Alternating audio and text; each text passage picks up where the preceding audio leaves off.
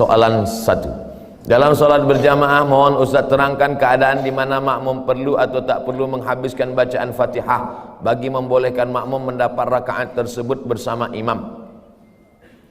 Mazhab Hanafi mengatakan al-imamu junnah, imam penanggung jawab, maka makmum tak perlu baca sebab dah cukup bacaan imam.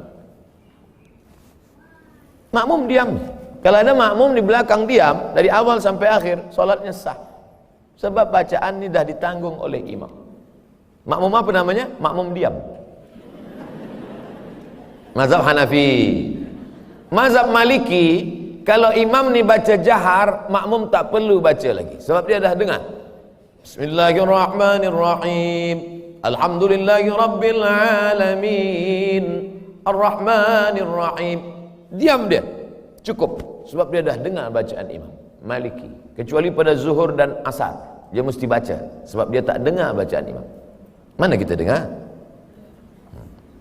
Mazhab Syafi'i, makmum mesti baca Fatihah. Dan saya pakai mazhab Syafi'i. Saya tetap baca di belakang. Solat zuhur saya baca, solat asar saya baca, solat maghrib, isyak, subuh pun saya baca.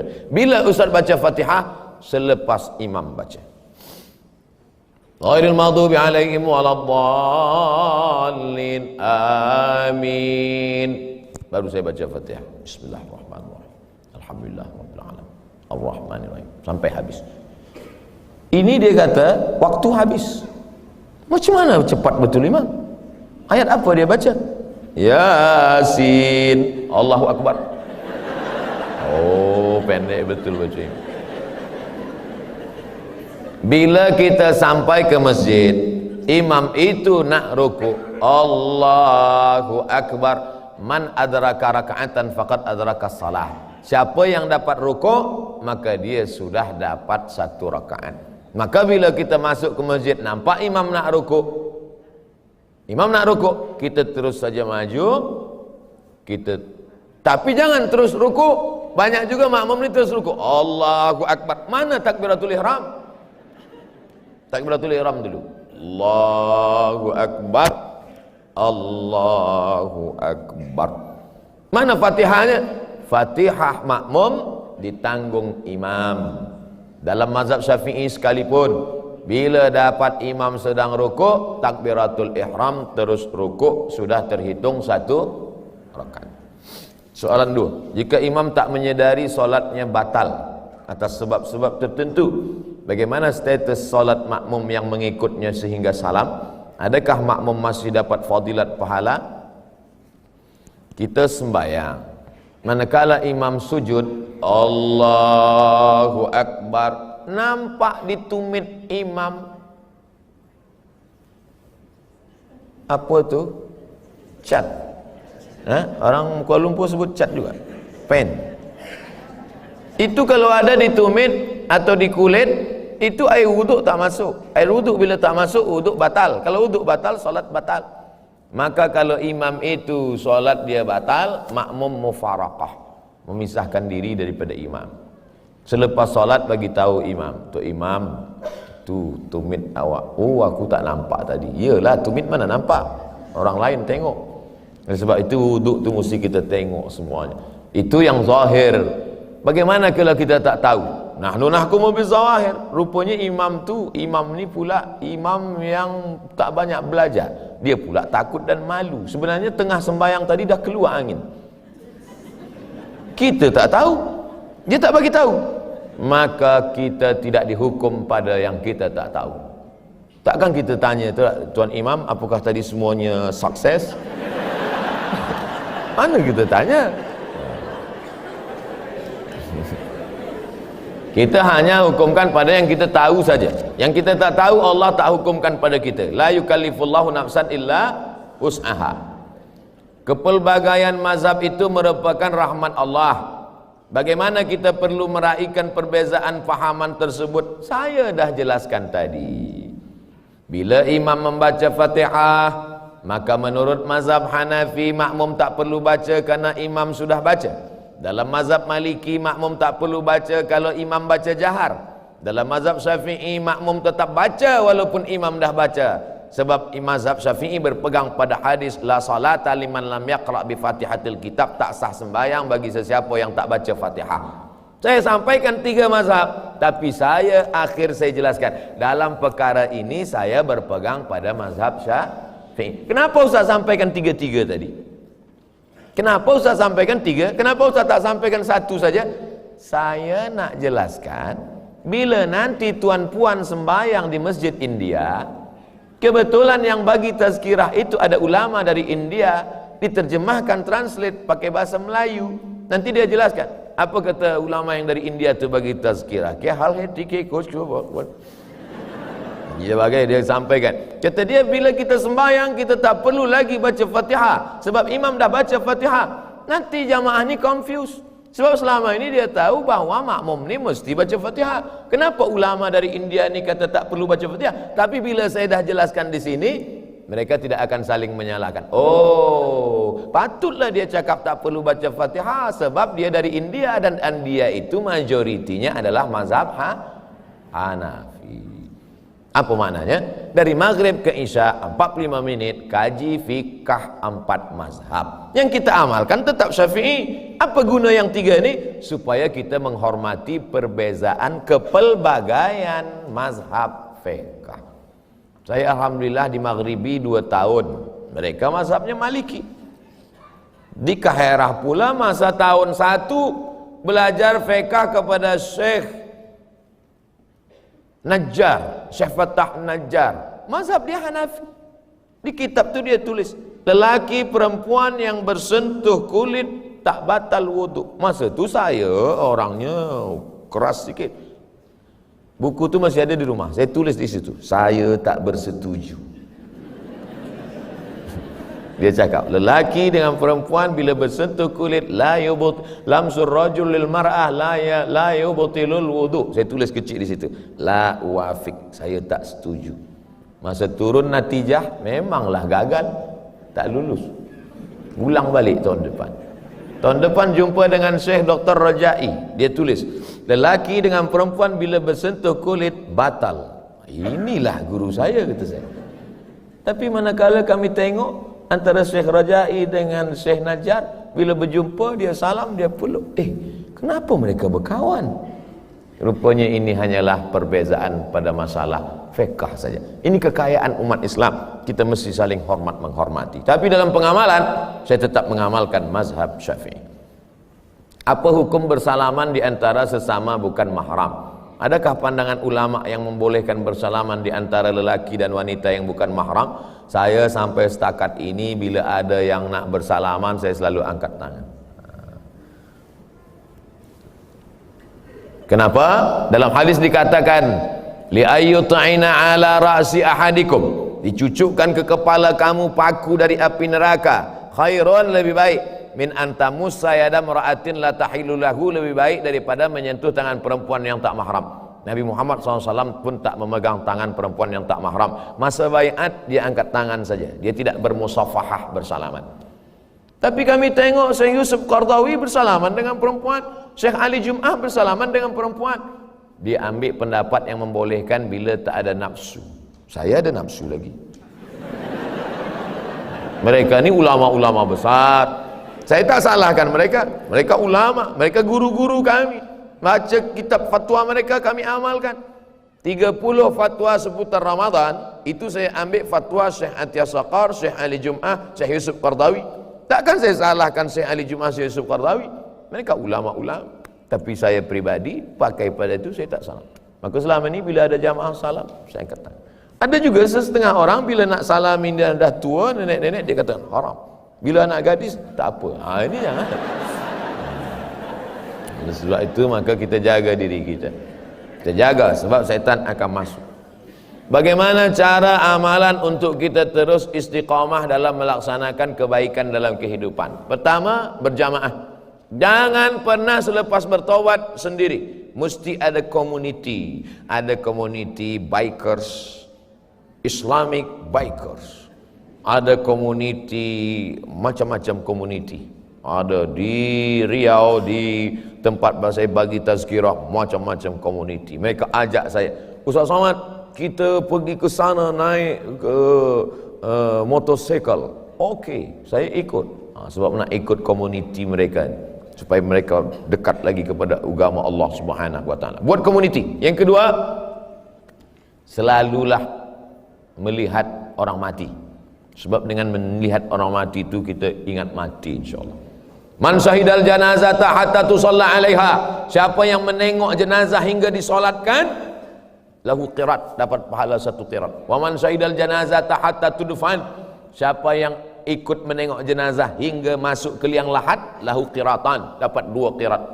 Apa 2 qirat tu ya Rasulullah? Mithlul jabalainil azimaini, seperti 2 bukit Uhud.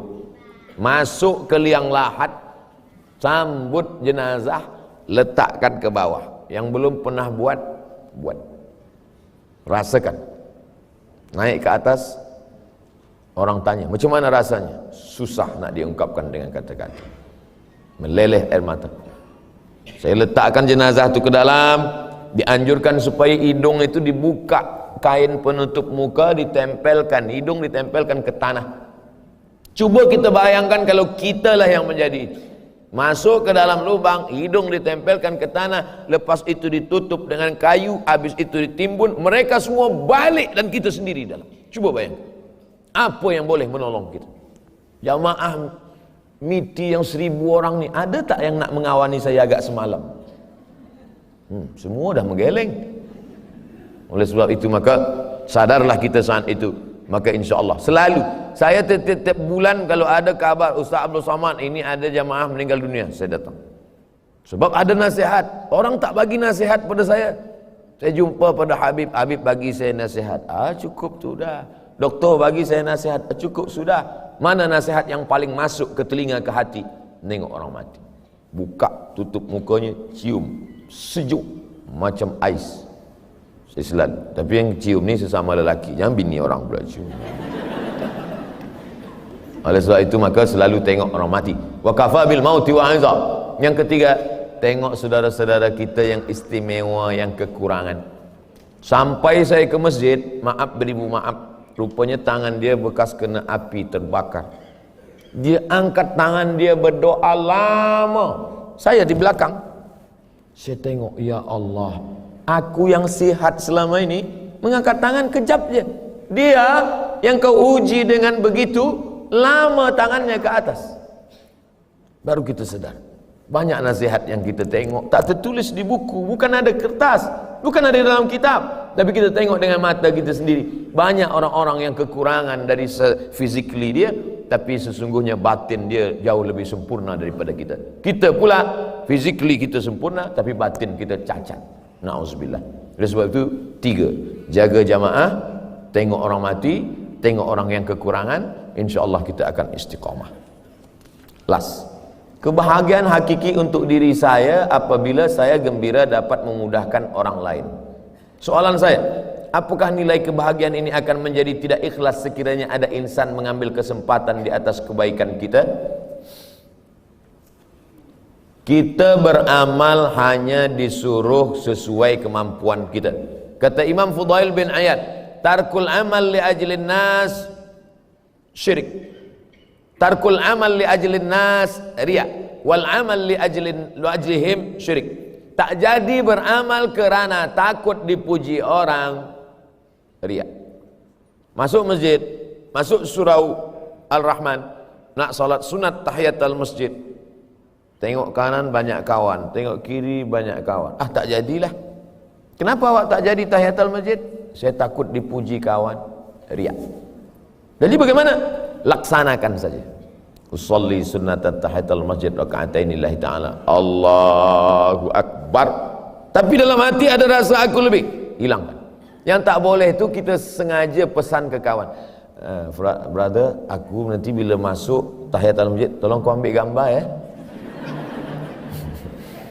Lepas tu kau masuklah dalam FB kau, status. Aku nak tengok berapa like ni. Wal amal li ajlihim, beramal kerana orang lain, itu yang dilarang. Kita buat saja apa yang kita buat. Kerana kalau kita nak selamat dari kepentingan orang banyak, selamat dari cakap orang, kita tidak akan pernah beramal. Yakinlah itu. pemuda-pemuda belia, orang yang baru taubat pergi ke masjid, dipuji orang. Oh, awak rajin sekarang ke masjid. Esok dia tak ke masjid lagi, takut dipuji orang. Ustaz Somad, saya tak ke masjid lagi. Sebab apa? Takut dipuji orang. Pergi ke masjid, langkahkan kaki, pergi berinfak, senangkan orang lain, mudahkan urusan orang lain. Siapa orang yang paling bahagia? Orang yang membahagiakan orang lain. Mudah-mudahan kita termasuk orang yang membahagiakan orang lain, insyaallah. Amin ya rabbal alamin. Mohon hebahan sumbangan tabung surau Ar-Rahman. Apa tanda orang bahagia? Maka dia membahagiakan orang lain.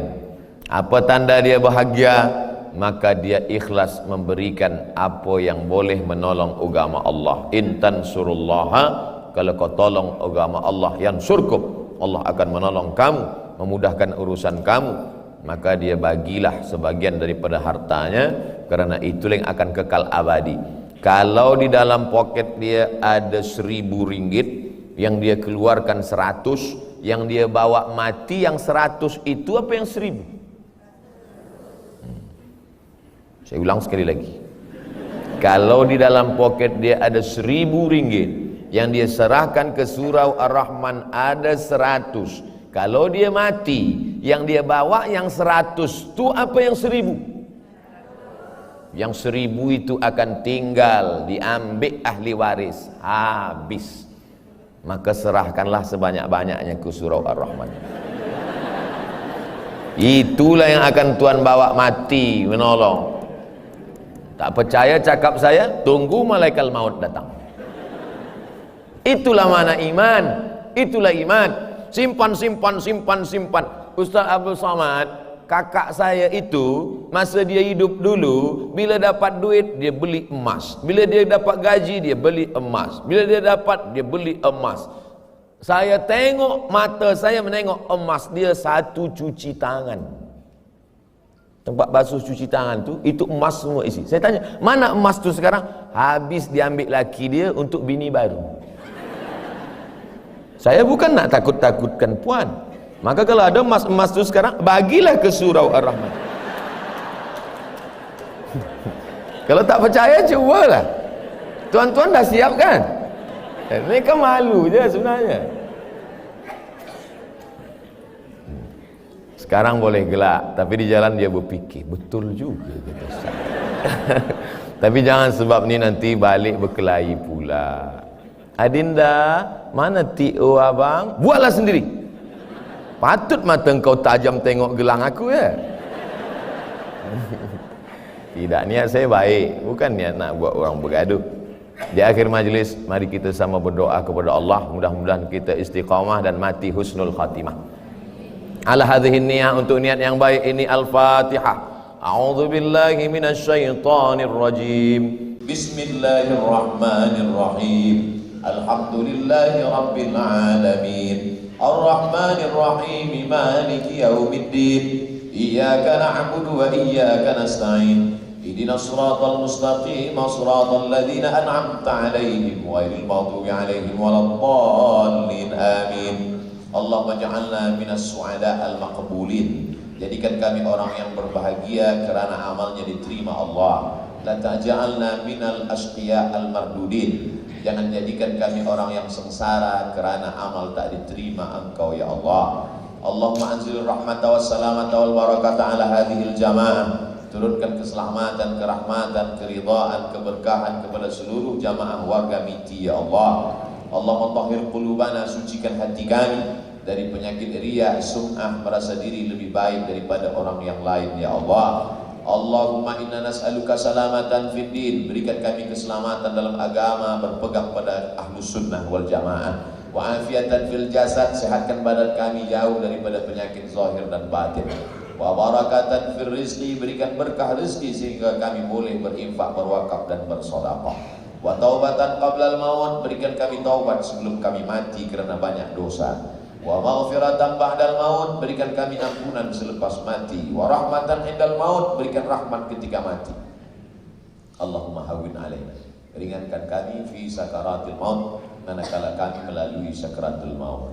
Wa najata minan nar, selamat dari api neraka. Wal afwa indal hisab, selamat ketika dihisab. Wa adkhilnal jannata ma'al abrar, masukkan kami ke surga bersama orang baik-baik.